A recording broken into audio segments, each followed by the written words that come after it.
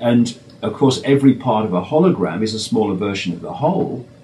So that little cameo hologram of the serpent being revealed in the hands of the Queen is just as symbolic of what's happening holographically in the human society as a whole, which is all that's remained hidden is coming to the surface, and it's got scales. And when you talk about, earlier we were talking about things, moving at the speed of light, and they're saying, nothing moves faster than the speed of light, but if that of course does not account for things like quantum entanglement and things like Bose-Einstein condensates, which are actually physically one object in more than one place, at a single time, and time-space is indivisible. You can't have time without space. A quick one on that. The Zulu, Graham Muttery told me years ago, the Zulu's word for time and space is virtually the same because they knew eons ago that they were indivisible. Isn't that amazing? It's like I said, they're trying to take that information out of circulation. What did the Americans do when they got to Iraq? They looted the museum. Yeah, exactly. Things that we cannot even reproduce in the making now, that harp from Mesopotamia. We can't make one without it breaking. And of course that was all well organized, and that's why there was absolutely no protection for the museums, even though, Sumerian experts from all over the world were saying, please protect the museums when you go in. They have no intention of doing so. But what's interesting about science is that, we are all decoding information into a holographic reality. So are scientists. And if you put scientists, as you have to be to progress in science within the system, in the left brain, massively in the left brain, they are processing all information that they come across through the left brain. So they are perceiving everything from the left brain's point of perception, which is division, apartness, structure, and all the rest of it. And it's the right brain people working in science who are actually the ones at the cutting edge. The people that can see that actually the apparent division is just, like I said earlier, it's just the white crest of a wave of an ocean that has no division. So it's another thing that we're going to see happen, and almost certainly we are seeing it happen here and there, is that people within the science establishment, as some of them awaken to their right brain reality, are going to start seeing things in a completely different way. Funny thing is, I've been promoted as a nutter in this country and crazy and all the rest of it, which I actually take as a compliment, because if the people telling me I'm a nutter think I'm sane and credible, then my God, I'm in trouble. But we've got scientists now from the Royal Society, this kind of globally significant scientific operation in London, who are coming to my events. And that would have been unthinkable a few years ago. Absolutely would never be seen there. Now they are, because what's happening in science, and again it's all part of this truth vibrations expressing itself, is they're reaching cul-de-sacs all over science. If we are right about the nature of what we think things are, then we're in a cul-de-sac here and we can't go any further. The only way we can go further in our understanding of what we're trying to understand is if we move our perception away from the old paradigm and start to look at it with a blank sheet of paper from another perspective. And so these buffer stops that science is coming across in all these different disciplines is now starting to make, I know for a fact, starting to make more of them think, well, maybe we need to look at this in another way. Well, that's the thing, being a fractal and fractals being infinite in nature, both in the large and the small, it's an absolute fallacy to think that CERN is doing what CERN says it's doing, which is trying to find the God particle, because there isn't one, because it goes infinitely small as well. It goes down to nasty infinity as well as going to mean infinity.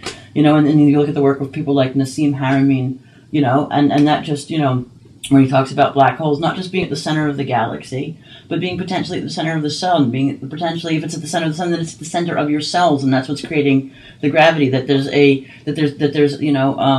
gravity created by the human body, and that when you die, you actually lose weight. I completely and utterly agree with what you just said, that man is saying. There is a black hole element to the sun, I'm sure of it, and because we live in a once you realize the holographic nature of everything starts to make bloody sense, because when we say that every part of a hologram is a smaller version of the whole, which is why they can find reflexology points on the foot that relate to the heart and all the rest of it, and acupuncture's got points on the ears that represent different parts of the body. Suddenly, everything starts to come into focus. If the universe operates at a certain way at this level, it must operate in a certain way on every level. It must. So if you have this, which I described earlier, this vibrational black hole situation relating to the sun, then the sun, as a smaller part of the hologram, must operate in the same way. We are smaller parts of the hologram. We must operate in the same way. It must be like that. It cannot be any other way because it's holographic. It's so obvious and blatant once you reach that point. Because what we're doing here, what we're talking about here today, is we're at this point where the line is now being crossed into catching up with 10,000 years of what we talked about earlier of technological progress very, very quickly. Once you cross that line, it's suddenly like you just won't be able to keep up with everything that suddenly becomes possible once you cross this line of understanding. And science is going to change dramatically in the next few years. It's going to change dramatically. It has to, because it can't answer the big questions because it's asking the wrong ones. That's what it's doing. And when you look at the holographic model, it fits so neatly into some of those things that Newtonian physics just cannot address. Mm-hmm. Again, the action at a distance, quantum superposition, and those sort of things.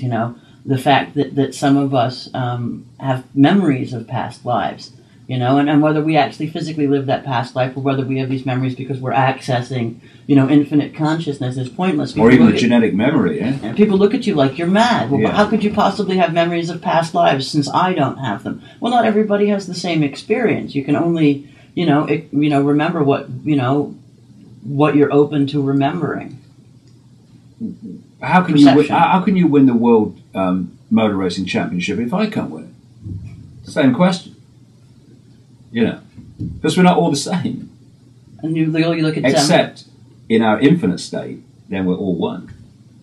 And you look at some of the work that's been done. There was a gentleman who was a therapist, and he started hypnotizing people, and he had no real interest in past lives, but he was trying to help people. I mean, and he was a genuine psychiatrist, not one of these Ewan Cameron sorts of individuals, but someone who genuinely was interested in helping and healing people. And he found that a lot of the times people were having a psychological problem in their current life that was tied into whether it was a genetic memory or past life memory or something that they had tapped into from the infinite consciousness, that they were having an issue that was coming from a past life.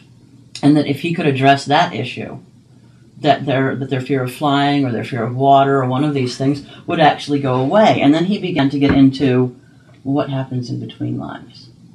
And it's interesting because once your consciousness is turned on, it's like a switch, you can't turn it back off. This is Journey of Souls, I believe this was called. I know what you're talking about, yeah. And that's quite interesting. I did a meditation years ago. A roommate of mine in university had a book that I got a hold of, and I had been taught at around 4 to meditate by my grandmother after my mother died because I couldn't sleep. And so I fall into that vibrational frequency of meditation quite easily and quite quickly. And this book says, well, don't be surprised if you don't, have any results for a while and whatnot. And I read, just a few of the exercises in the book, and I thought, oh, this is interesting, I'll try this. And within 15 minutes, I had remembered something that was just so far from anything that I would have made up out of my own mind, that I knew it had to be real.